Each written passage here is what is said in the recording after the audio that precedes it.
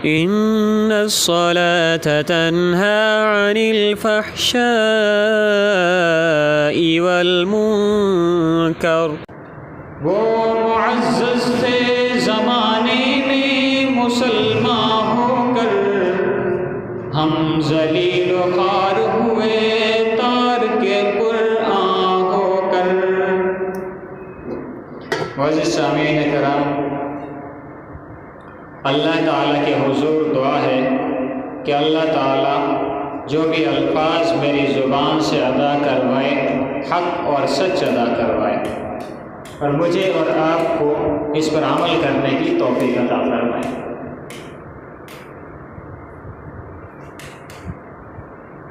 سامعین کرام، جیسا کہ تمام حضرات یہ جانتے ہیں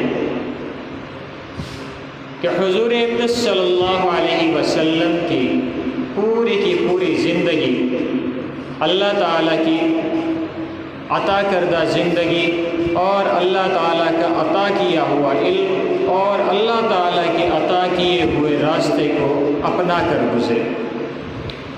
حضور اقدس صلی اللہ علیہ وسلم کا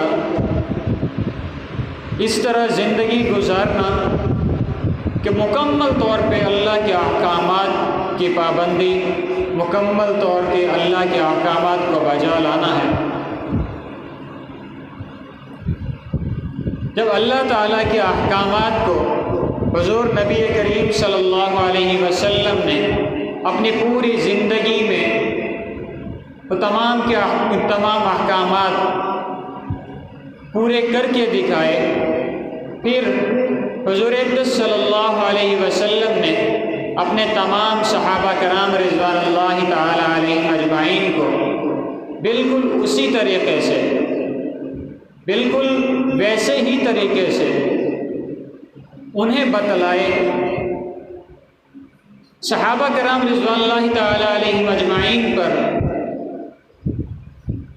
جتنے بھی واقعات گزرے، صحابہ کرام رضوان اللہ تعالی علیہم اجمعین کی زندگی سے جتنے بھی ہمیں روایات ملی ہیں، ان تمام روایات میں، تمام واقعات میں حضور اقدس صلی اللہ علیہ وسلم کے احکامات کا عکس نظر آتا ہے۔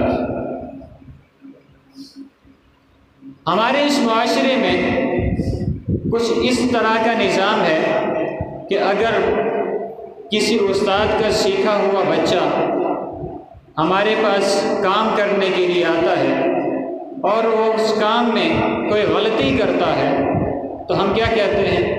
پتہ نہیں کس قسم کا استاد تھا جس نے اس کی زندگی کو برباد کر دیا، یا پتہ نہیں کون سے استاد سے تو سیکھ کے آیا ہے، پتہ نہیں تیرا استاد کیسا ہے۔ یہ تو ایک شریفانہ جملے میں ادا کر رہا ہوں، ورنہ جو ہماری زبان سے نکلے ہوئے جملے ہوتے ہیں یہ آپ اور میں بہت ہی اچھے طریقے سے جانتے ہیں۔ اس میں ہم بد دعائیں بھی کرتے ہیں، اس میں ہم گالم گلوچ بھی کرتے ہیں، مگر جب بات حضور اقدس صلی اللہ علیہ وسلم کی زندگی کی آتی ہے، حضور اقدس صلی اللہ علیہ وسلم کے صحابہ کرام رضوان اللہ تعالی علیہم اجمعین کی زندگی کی آتی ہے، تو ہمیں یہ معلوم ہونا چاہیے کہ حضور اقدس صلی اللہ علیہ وسلم کے استاد کون ہیں۔ ہمیں یہ معلوم ہونا چاہیے کہ صحابہ کرام رضوان اللہ تعالی علیہم اجمعین کے استاد کون ہیں۔ ہمیں یہ معلوم ہونا چاہیے کہ تابعین رحمہ اللہ تعالی علیہم کے استاد کون ہیں۔ آج ہم منہ اٹھا کے کسی بھی مولوی کو گالی دے دیتے ہیں۔ یہ مولوی وہ ہے جو شاگرد کس کا ہے؟ یہ سلسلہ کہاں سے چلتا ہے؟ اللہ تعالیٰ نے علم عطا کیا حضرت جبرائیل علیہ السلام کے ذریعے سے محمد الرسول اللہ صلی اللہ علیہ وسلم۔ محمد الرسول اللہ صلی اللہ علیہ وسلم کے استاد کون؟ اللہ تعالیٰ۔ اور پھر محمد الرسول اللہ صلی اللہ علیہ وسلم نے وہی علم عطا فرمایا صحابہ کرام رضوان اللہ تعالی علیہم اجمعین۔ تو صحابہ کرام کے استاد کون؟ محمد الرسول اللہ صلی اللہ علیہ وسلم۔ اور پھر صحابہ کرام رضوان اللہ تعالی علیہم اجمعین، صحابہ کرام رضوان اللہ تعالی علیہم اجمعین نے وہی علم آگے ٹرانسفر کیا، آگے فارورڈ کیا، وہ علم پوری دنیا تک پہنچایا، جس نے حضور اقدس صلی اللہ علیہ وسلم کی ذات کو دیکھا اور کلمہ پڑھا، عقیدہ ختم نبوت کا اپنے دل میں بٹھا لیا، اللہ کی وحدانیت کو اپنے دل میں بٹھا لیا، حضور نبی کریم صلی اللہ علیہ وسلم کے چہرے کو دیکھ لیا، اور آپ صلی اللہ علیہ وسلم نے اس مسلمان کو دیکھ لیا، وہ صحابی ہے۔ اور جس نے کسی ایک صحابی رضی اللہ تعالیٰ عنہ کے چہرہ کو دیکھ لیا مسلمان ہونے کی حالت میں، اس کے چہرے کو دیکھا، یہ صحابی نے اس شخص کے چہرے کو دیکھا، وہ کیا ہے؟ تابعی ہے۔ اور پھر تبع تابعین میں آ جاتے ہیں، جس نے تابعی کو دیکھا وہ تبع تابعی ہے، یعنی کہ تابعی کو دیکھنے والا، اور جس تابعی نے تبع تابعی کو دیکھا۔ ذرا بات کو سمجھیے گا، بہت ہی باریکی کے ساتھ ہے، چونکہ اس وقت جو ہمارا معاشرہ جس لہج پر چل رہا ہے وہ یہ ہے کہ ہمارے سامنے ہم لوگ کلمہ گو ہیں، داعی ہیں کلمے کے، لا الہ الا اللہ کو ماننے والے ہیں، اور محمد رسول اللہ صلی اللہ علیہ وسلم کے ماننے والے ہیں۔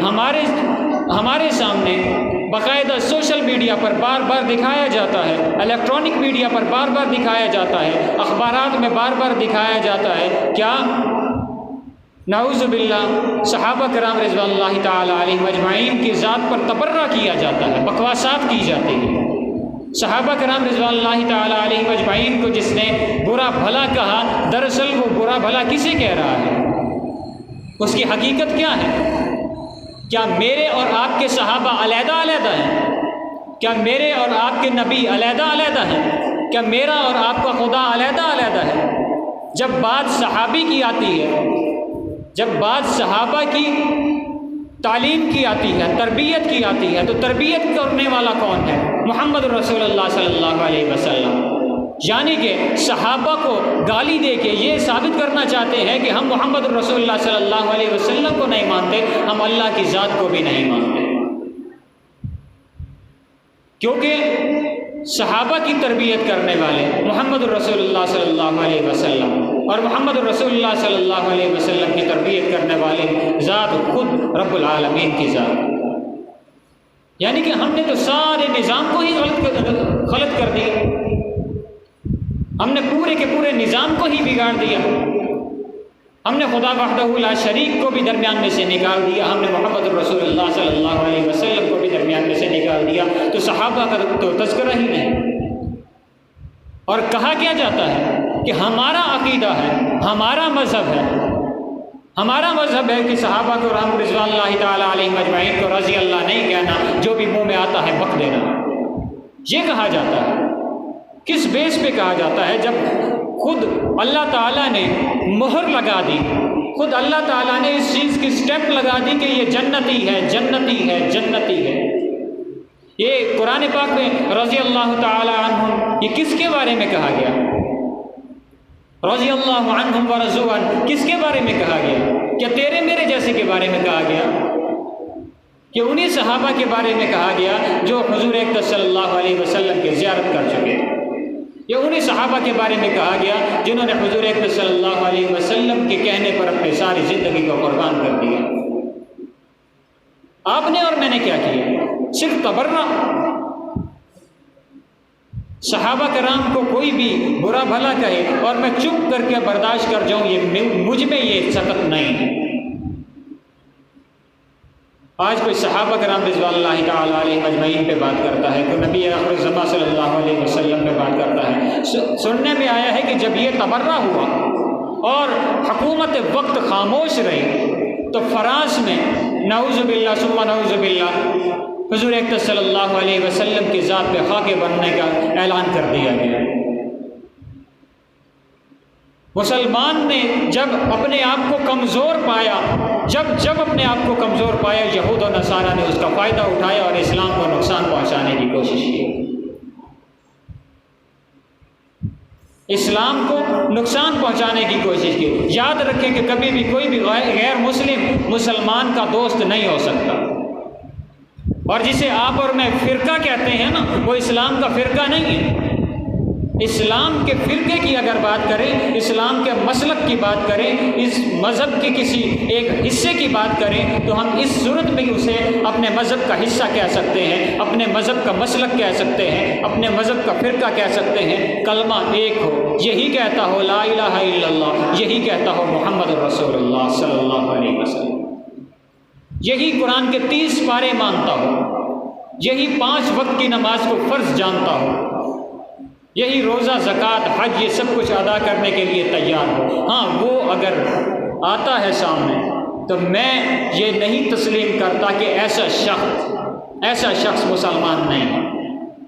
میں پہلے بھی عرض کر چکا ہوں کہ میں کسی ایک یا دو کو کافر نہیں کہتا، کسی ایک یا دو کو کافر نہیں کہتا، کسی مجمع میں جا کے کافر کسی کو نہیں کہتا، کسی گروہ کو کافر نہیں کہتا، کسی گورے چٹے کو کافر نہیں کہتا، کسی ایسے کو کافر نہیں کہتا جو اپنے آپ کو فرقہ کہتا ہو۔ ہاں، میں ایسا نہیں کر سکتا کہ کسی کالک کو سفیدی کا نشان کہہ دوں، میں یہ نہیں کر سکتا کہ کالک کا دھبا دیکھوں اور میں یہ کہوں کہ یہ کالک کا دھبا جو لگا ہے یہ سفید ہونے کا نشان ہے۔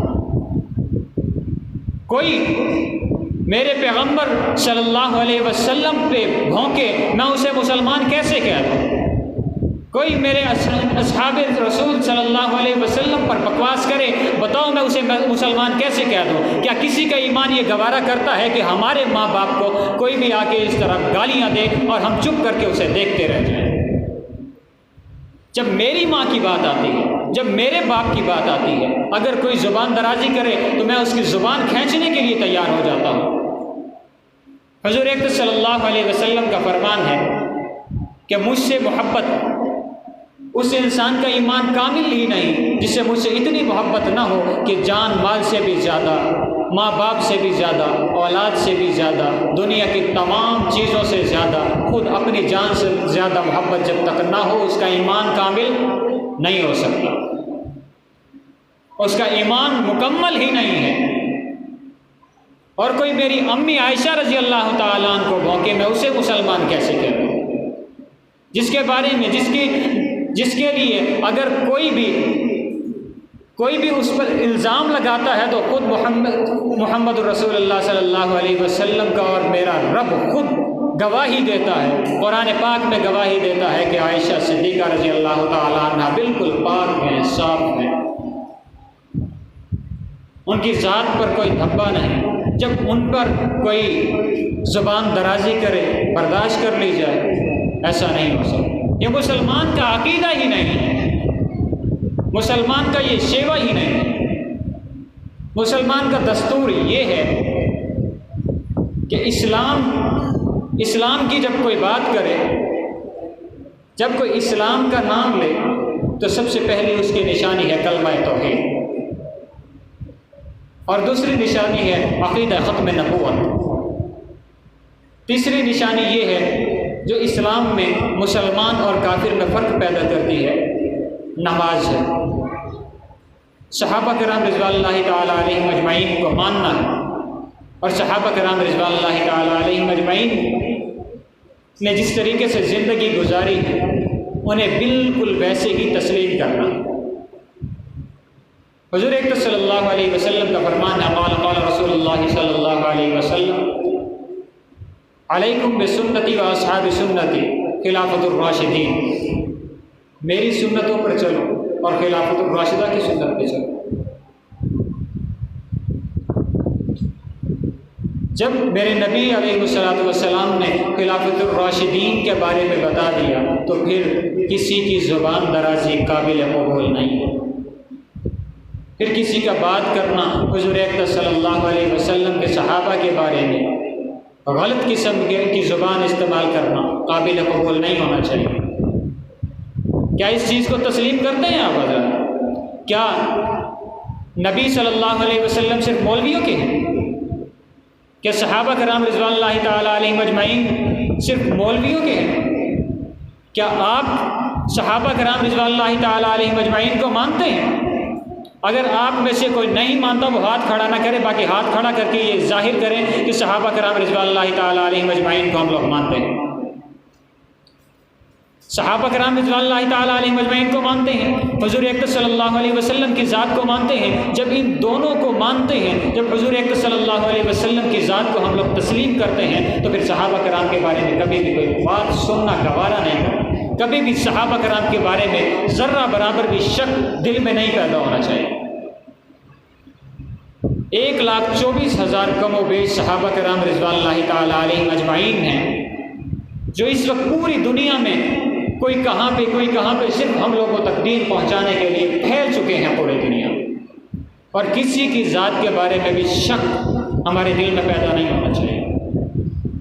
چاہے کوئی کالا کھٹمل کہے، چاہے کوئی قادیانی کہے، چاہے کوئی نصرانی کہے، جب قرآن نے کہہ دیا کہ صحابی رضی اللہ تعالی عنہ ہے، کہ صحابی اللہ سے راضی اور اللہ صحابی سے راضی، جب خود قرآن پاک اس چیز کی گواہی دے رہا ہے، تو پھر کوئی بھی کالا کہے یا گورا کہے، اگر کوئی بھی صحابی کے بارے میں کسی قسم کی بات کرتا ہے تو وہ سننا گوارا نہیں ہونا چاہیے۔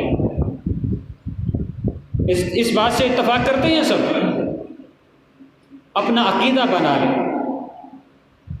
11 ازواج مطہرات رضوان اللہ تعالی علیہم ہیں، حضور اقدس صلی اللہ علیہ وسلم کی اور امہات المؤمنین، تمام امت کی مائیں ہیں، ان کے بارے میں کسی کی بھی بات برداشت نہیں کریں گے۔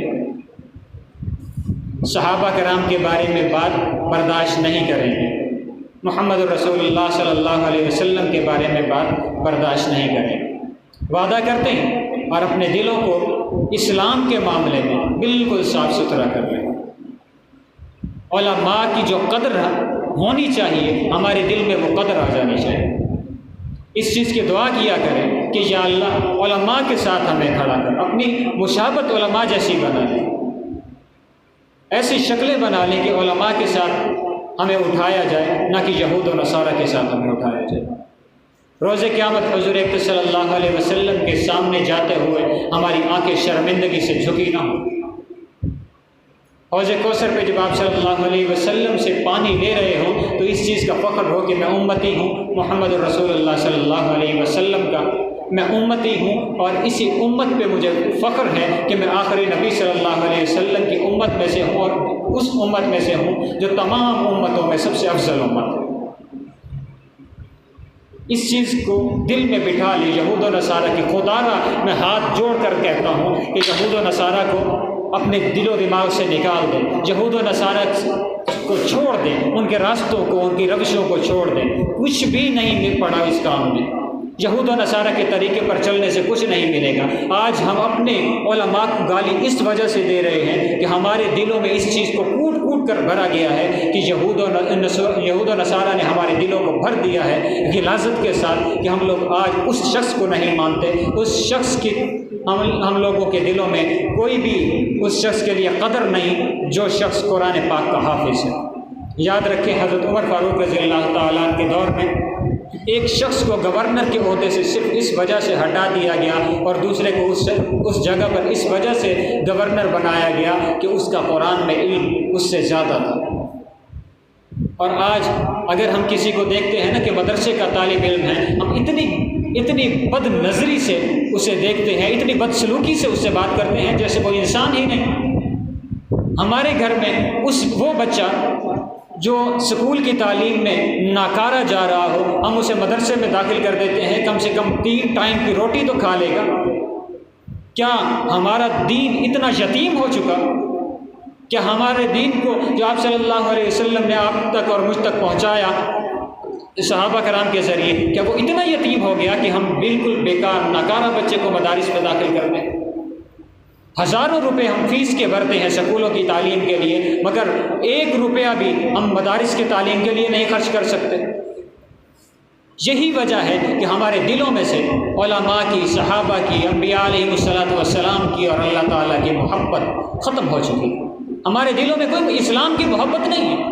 ہمارے دلوں میں اپنی اولاد کی محبت ہے، ہمارے دلوں میں انگریز کے طریقے کی محبت ہے، ہمارے دلوں میں لبرلزم بھرا ہوا ہے، ہمارے دلوں میں سے دین نکل گیا ہے۔ خدا را اس دین کو واپس لے آئیے، اس دین کو دوبارہ اپنا لیجیے، اس راستے کو دوبارہ اپنا لیجیے۔ ابھی تک ہم کہیں گرے نہیں ہیں، ایسا نہ ہو کہ ہمارے ضمیر بالکل مر جائیں اور پھر اللہ تعالیٰ کے بارے میں کوئی بات کرے ہمیں سمجھ نہ آئے۔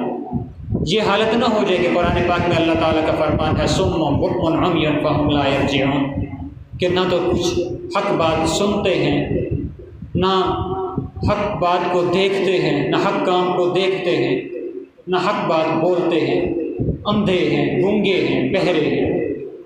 ہماری وہ کیفیت نہ ہو۔ اللہ تعالیٰ سے دعا ہے کہ اللہ تعالیٰ دین حق کو تسلیم کرنے والا اور دین حق پر چلنے والا بنائے۔ وآخر دعوانا الحمدللہ رب العالمین۔ سنت پر